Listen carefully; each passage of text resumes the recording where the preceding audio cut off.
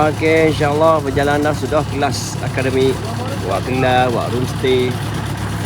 Adik-adik kakak semua ada yang nak bagi duit. Sumbangan main-main duit. Nak duit ni, nak pakai duit ni.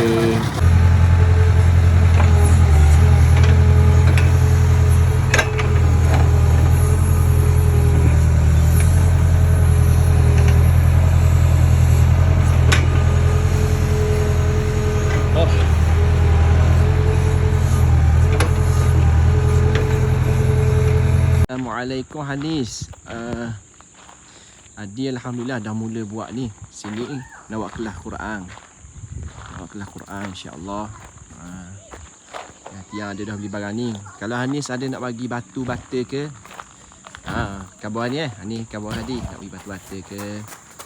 Sepelet, 2 pelet ke untuk buat kelas ni insya-Allah. Terima kasih banyak Hanis.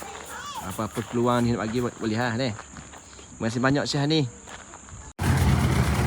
Amin, tak ada. Kemudian insya-Allah. Wa hum la yunsarun.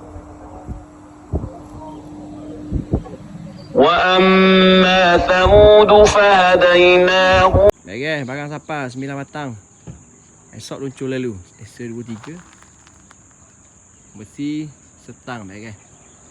يا أيها النبي لم تحرم ما أحل الله لك تبتغي مرضات أزواجك والله غفور رحيم.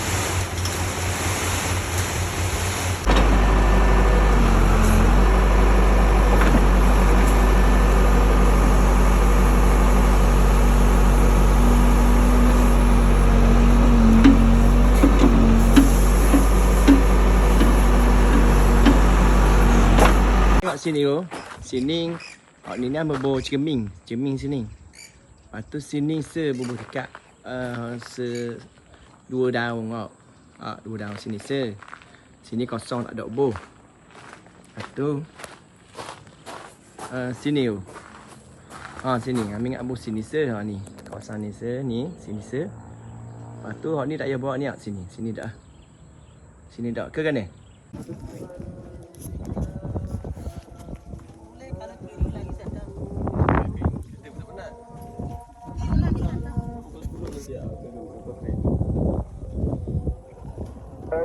أشهد أن